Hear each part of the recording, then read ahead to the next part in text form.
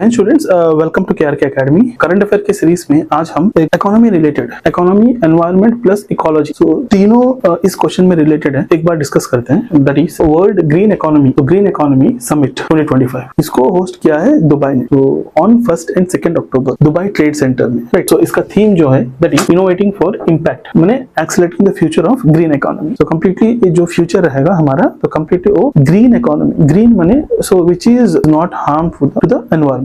ठीक है, so that is green economy. So इसमें ऑलमोस्ट ऑल 3,300 पार्टिसिपेंट्स ने पार्टिसिपेट किया है अक्रॉस फ्रॉम 30 कंट्रीज इस समिट में। And mainly small and medium enterprises जो है, सो दे आर हाईलाइटेड, मैंने उनको हाईलाइट किया गया है as for the sustainable technologies. So sustainable technologies means जो रिसोर्स हम यूज करेंगे तो उससे एनवायरमेंट पोल्यूट ना हो, मेनली लाइक रिन्यूएबल रिसोर्स को यूज करके हम सस्टेनेबल टेक्नोलॉजीज को ही यूज करना है। And next, so Arab foundation forum जो है, तो first Arab regional climate commitment को लॉन्च किया अरब फाउंडेशन फोरम ने। इसमें 80+ इंटरनेशनल पर्सनालिटीज ने इसमें एड्रेस किए हैं regarding the renewable energies. Renewable energies क्या क्या है?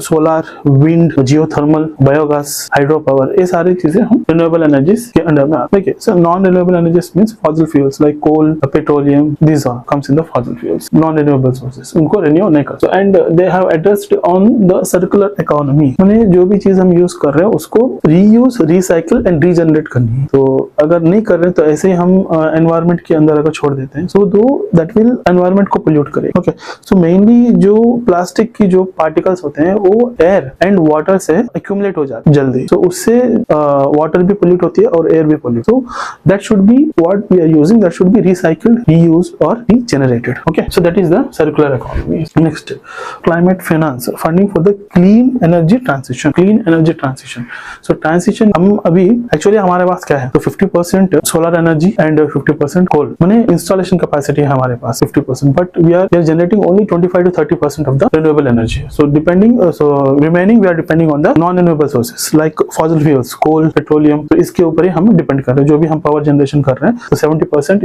We are depending on the coal और steel. So we have the installation capacity, माने जनरेट करने के लिए 50% इंस्टॉलेशन कैपेसिटी है, but we are generating only 25 to 30% of the renewable sources like solar, geothermal, wind, इन सब पूरा मिला के, so we are generating only 25 to 30%। Okay, so that transition, मैंने अभी थोड़ा मैंने बीच में हम, तो पूरा ट्रांसिशन होना चाहिए completely. We should use only renewable resources, उस तरह, सो उसके ऊपर फंडिंग होनी चाहिए। So funding for the clean energy transition, ये जो ग्रीन इकोनॉमी है, तो इसके ऊपर आपको पेपर 2 में भी रिलेट करती है, तो ऐसे के तौर पर पूछा जा सकता है। गिग इकोनॉमी के बारे में पूछा गया, ब्लू इकोनॉमी के बारे में पूछा गया। So this is the green economy, so this is all about the green economy.